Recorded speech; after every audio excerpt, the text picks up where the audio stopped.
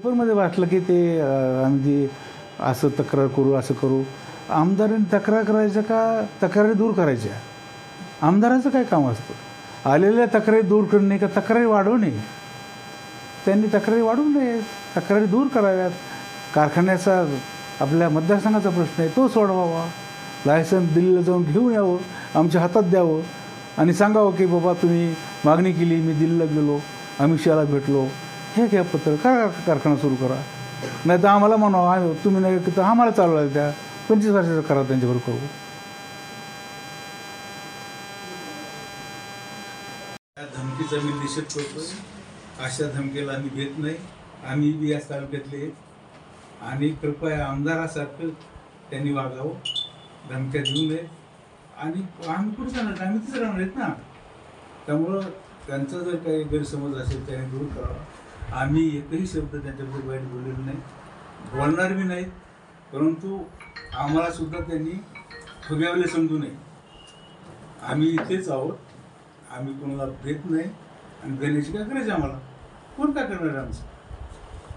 ते धमकी जे इकडे तिकडे जे सर्वत्र धमकी देत करतात ना, त्यांनी त्यांच्या वागणुकीमध्ये सुधारणा करावी. आमचे त्यांच्यावर भरपूर उपकार आहे. जिल्हा परिषद उपाध्यक्ष कोणी केलं? विधानसभेमध्ये घोषणा देऊन त्यांना निवडून आल्यानंतर ते मंत्री झाले.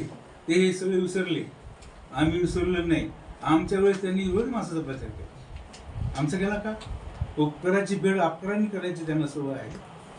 त्यामुळे त्यांनी त्यांच्या वागण्यात सुधारणा करावी आणि धमक्या देणं बंद करावं.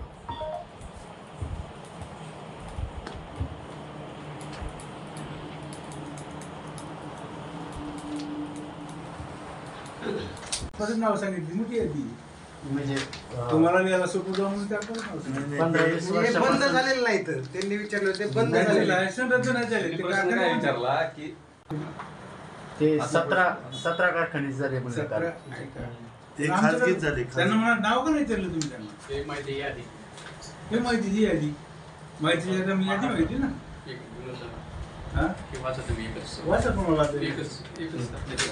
आपणास कळवण्यात येते की अमरावती विभागातील सर्व 11 सहकारी साखर कारखाने अवसायनात आहेत. यांनी डोकं म्हणून रद्द झालं ना, आपोआप रद्द झालंच नाही कोणाचं. पण याच्यात आपल्या विभागाचे आम्हाला शिकायची गरज नाही, आम्हाला सगळं माहिती. आम्हाला कोणी काय म्हणलं म्हणजे त्यांचं सांगितलं खरं असतं कोणी सांगितलं. आमदार काय यांनी काय केलंय, बंद कारखान्यांची आता ह्याच्यात